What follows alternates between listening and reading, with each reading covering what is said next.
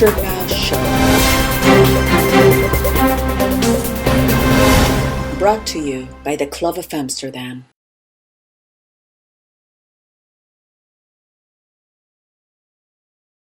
Thank you for inviting me, and I'm very excited to be on your The Future Now show. I'm a climate reality leader of the Climate Reality Project, so that also makes me an environmental activist here in the Philippines. And I'm an environmental consultant to some government agencies, organizations, businesses, or even some universities. And they consult with me with various environmental cases ranging from the plastic crisis to veganism or even conservation. And I also used to write for Inquirer Pop about different opinions on environmental occurrences at present. And on the side, when I'm not busy, I revert to some of my sideline work, which is talent or project management consultant for events, media works, and environmental projects too. And for this, I also am an advocate or a worker for, I would call it a voluntary work for Spirit Questers Incorporated since I was 18 years old. And we would take on what you call the supernatural cases or cases that would be unanswered even by investigators, scientific personnel, or medical professionals. And they would come to our group and seek for our advice, either as a second-hand opinion or a mode of wanting to find out about their case and their problem. So what motivates me in my line of work? So my first line of work would be in the media or the entertainment world. And I felt that I was not really in my element. So after 2 years working for a local entertainment company that also acquires international properties, I moved into a foundation and wanting to work more for the environment and also children's rights. And I think it also intersects with my work as a futurist because I'm a futures learning advisor for the Center for Engaged Foresight, is because I am always wanting to look forward to a better future, especially for our country. And we have been a third world country ever since, and I feel like a lot of it would be brought about by our historical issues and our attitude as a culture, as a nation. And I feel like if we use more foresight and empathy into our minds, we could probably work towards being a very, very advanced nation or country.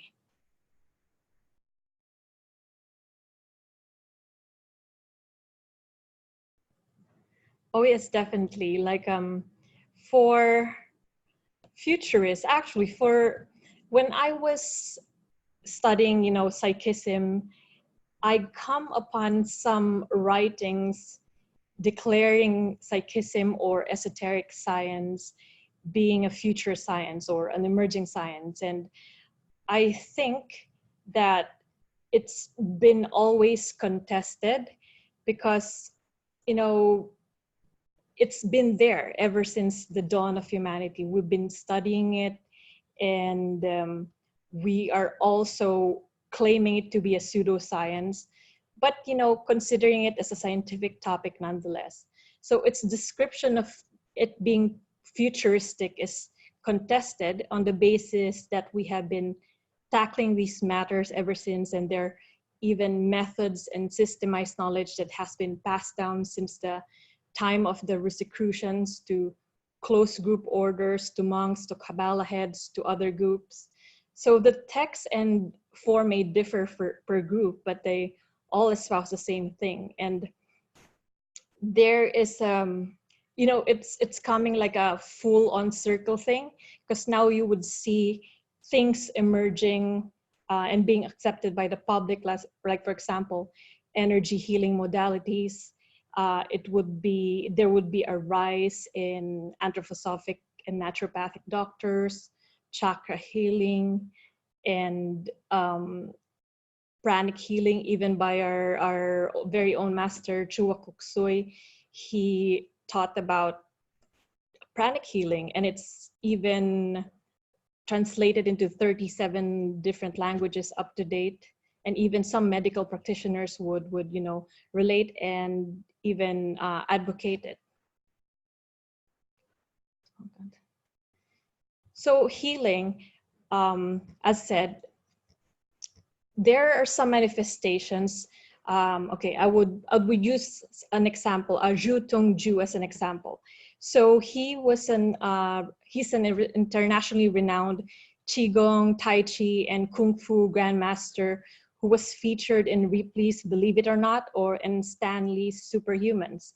So in China, he's called the Jewel of China, or the Treasure of the Nation. And he has the ability of channeling his inner chi, or what you call energy, and he would have heat come through the palm of his hands, and it will be up until 202 degrees Fahrenheit. And it has been continuously studied and even verified by scientists for decades, but still they couldn't prove or couldn't understand how he has come to do it. And he is a healer there, and he has claimed to, not only he, but a lot of channels would say that he could dissolve tumors, heal severe and chronic injuries, as well as treat incurable diseases. So he even treated the Dalai Lama and then the members of LA Lakers, some Olympic athletes, celebrities, dignitaries, and the like. So in the context of intuition and life energies, so intuition is said to be a faculty of man alongside with will and intellect that hasn't been touched on much by the realm of science. But there are some bodies of science, like for example, parapsychology, psychiatry, who would have a specific body of knowledge about it and would be doing experiments, and they would see healing happening on a like a subatomic level. And when we talk about quantum physics, it's one branch of science that is very friendly, I would say, or very supportive of the psi phenomena. And they would say that these occurrences could probably be happening on a subatomic and invisible level. Like, for example, the observation theory, where there's this American physicist, Evan Harris Walker, and German-born Helmut Schmidt. They would link the subatomic level to our consciousness, and they would say it or proclaim it in the way like how observation theory would work. Like, for example, you would observe a beam of electrons, and it is being affected by the act of being observed.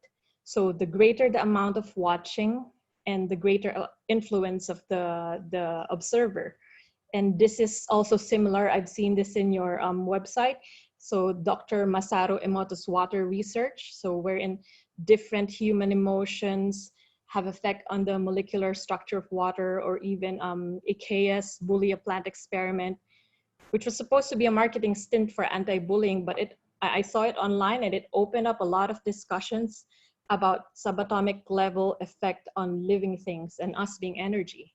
And in foresight, we are seeing more studies being birthed forth, not only in the internet, but in peer-to-peer reviewed cases, wherein they would talk about, okay, the emergence of life healing energies and how it is important to recognize these occurrences to further the work of scientists, etc.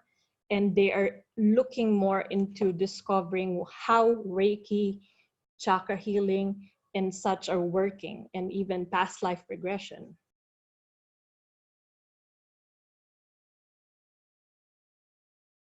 In the line of our topic right now, I feel there should be first an openness to recognize the spiritual realm. Because us as human beings, we're not here, it's not only physical. I think that's also the reason why we created the religions. It's to address the spiritual need and the hunger. And I feel that intuitively, we know that there's a divine presence and that there's that, that life force that binds us all. And with that openness, and I feel through to my experience, I became spiritually mature and I realized that I empathize more. And if people become open to these things and realize that we are made of energy and that the energy within us also affect other people, and our thoughts when manifested, you know, can really bring forth different kinds of changes regardless of what our intent is. I feel if we realize and study more of these things, we can also have a crack on, you know, addressing our present differences, our present issues brought forth by our, sometimes there are global issues brought about by greed, brought about by profit over people. And that is also, it's born forth the fact that we are putting importance on materialism over the spiritual aspect of ourselves. And if it is true that some people would say, like for example, I would like to quote Master Del Pei. He's an author of The Third Eye, A Universal Secret Revealed. He said that future scientists and physicists who has developed their third eye will perceive information way ahead of their colleagues. And if this is to be true, then then science will also bridge a new kind of knowledge to human beings and also teach us that, okay, we have this faculty, we have to take advantage of it. And by taking advantage of it, I feel it would also teach us empathy and altruism, which I feel that futurists agree is essential for mankind, especially world leaders. Because I attended one of the dialogue, like for example, to humanize AI, they were talking about empathy, but they can't really figure out how to teach it and hone it. And I feel like if we also touch base on our intuition on the other 6 level senses, we would also get to the core of what empathy really is. Because for example, me, I've been declared an empath. I could be beside a person and then I would know what he or she is undergoing.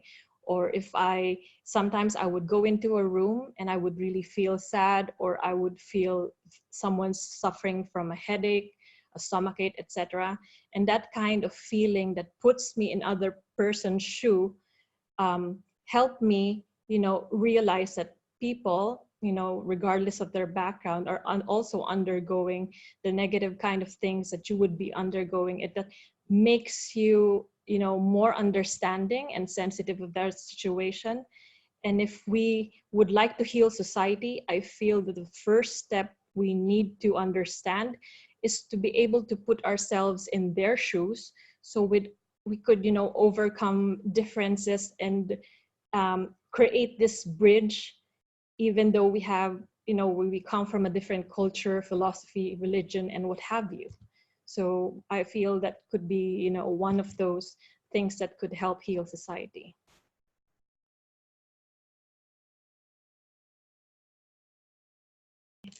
So this intersects with my environmental activism because, okay, for environmental activism, you have to have especially in the Philippines. In the Philippines, we are the top one around the world to have the highest mortality rate when it comes to environmental activists killing.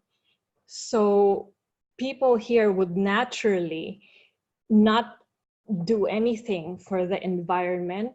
And we've seen that there's a decline, especially in the early 2000s, there were killings left and right. And I've also experienced it in 2009, where a colleague of mine in Palawan was murdered and assassinated by the governor himself. And it was because he was fighting against the illegal logging system and some energy issues in there. And something like that, you know, changes you. It would really push Filipinos not to take a role in environmental activism, because it's more of the preservation of oneself. And I feel that the level of empathy I have come to experience doing my work as a spirit quester or an intuitive counselor helped me overcome, I guess, the natural fear of death. And with that, it helped me, you know, it kind of bolstered my courage and confidence to still be in this line of work. And even before, I worked with the late Secretary Gina Lopez when we were going against a big mining company.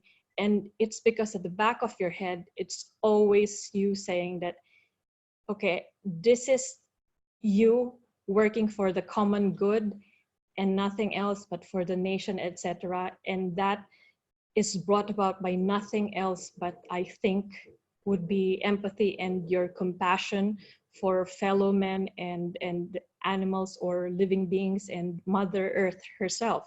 So I feel that my study and experience with life energies and knowing that we are all connected, there's nothing else that, you know, it's either I back down or I move forward. And if I think about, you know, my family, about this country, about other people, if I feel that, you know, I would really back down on it, then I feel discouraged. I feel like I let myself down. And the level of maturity I have gained doing this line of work, you know, the psychic line of work, will all be moot, because I realized, you know, talking to the dead, I know it may sound really far out here, but that's one of the works that we did. And we've encountered political cases and even one who was really murdered just because of illegal logging issues too. You realize that you would really want to do better here on earth in order to, you know, progress both as a person and both as a spiritual being.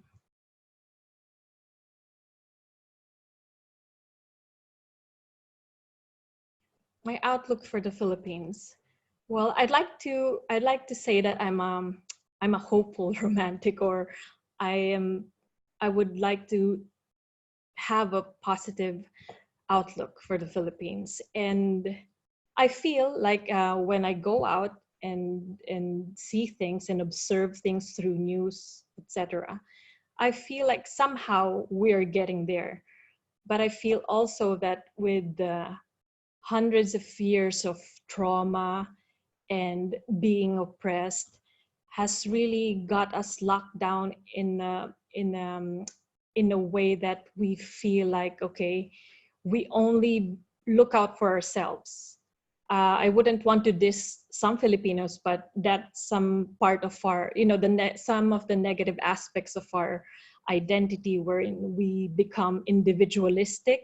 We have forgotten to look out for, you know, our fellow men and the country. And you will really see it evident in our politics and the way we do things.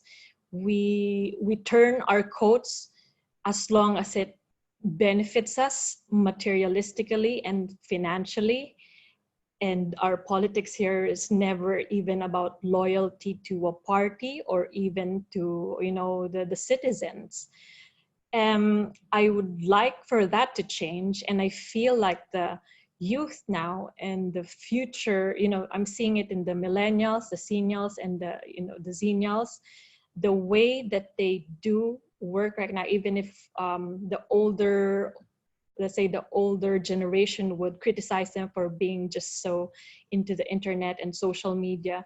But I would see young Filipinos who would be really active in social civic activities, and also they would be turning down the usual courses in exchange for something like social entrepreneurship or environmental sustainability.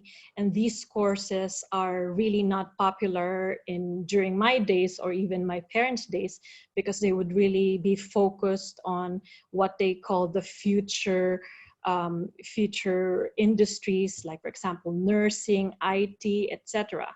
And now we're seeing a shift. There's also a green movement, and I feel that us being the #1 social media user has its pros to it, because we share news and we share advocacies faster, and it spreads like wildfire. And I feel if we get connected more and we bring forth more knowledge and our experiences and activities, I feel that we could create a culture that's different from the typical Filipino situation are here, that really brings everyone down. Because here, to be honest, um, money speaks. And even though you have good intentions, it could be drowned when someone who's very powerful and very wealthy could really pay for your life, to have a hit on your life, or really pay for your project or advocacy to go down the drain. So I'm still positive, and I'm still seeing that amount of energy from the youth and their tenacity and their doggedness to really get things done here in a nationwide level.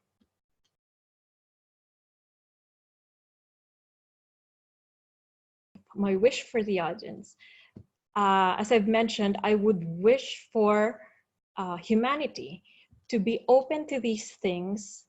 So this is not brought about by bias or prejudice on my side, but I feel like, as I've said in my introduction to my topic, that we have only scraped the tip of the iceberg. And human beings, we're naturally curious, and we are always in a state of constant evolution. And I feel that this evolution, there should be a focus in discovering things in the spiritual or esoteric or mystic realm. And not only does it help science or how we would progress as human beings or as humankind, but I feel we need to really learn the vastness of space, of the ocean, is the same as the vastness of our internal psyche. There's a lot to learn about ourselves and how we could really, really do more and for the common good. And one step is to be open, to realize that there are things that beyond our comprehension sometimes, but I feel like science right now and technology is making that attempt to really go into it. That's why there's a rise in shows where they feature these things, because we also want it answered. And that it being answered is not because we want to be gods and we want to know everything. And I feel like it's impossible to know everything in this span of our lifetime, but it's also a part of us that knows intuitively and ever since that there are things that are invisible, beyond our control, but there's also things that can be known. And it's not delegated to a particular religion, belief, etc. Actually, spiritualism is beyond those things. And if we learn more about it, and if we learn that we have these senses, actually we could use it on a practical level too. We could be able to discern someone's agenda. We could be able to make good decision makings when it comes to businesses and our other personal matters. And we could also, use it for, our own personal benefit. And I don't think there's something wrong with that. So there.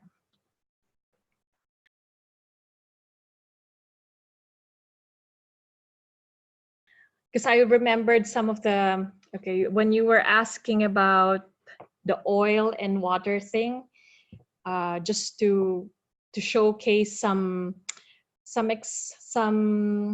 examples from the past. Like, for example, in the scientific world, like Albert Einstein would be saying that intuition is the highest form of intelligence, and that's very evident too when Mendeleev discovered the periodic table, or the structure of benzene and aromatic chemistry was discovered through dreams. And even the mathematician Ramanujan's discovery of elliptical functions and number theory, and even the Nobel Prize in Medicine winner Otto Loewe, whose 1936 piece came to him in the dream.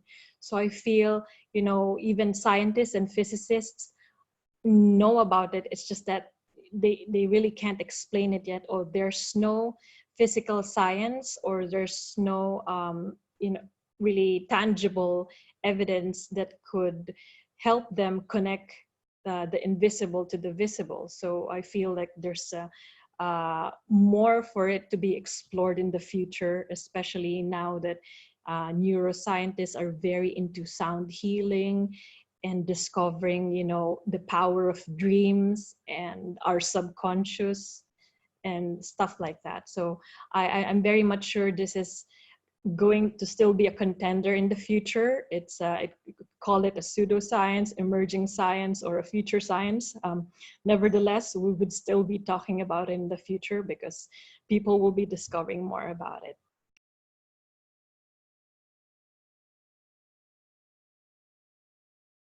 Okay. Thank you to Felix for inviting me and for giving me the opportunity to talk to you or the audience like this.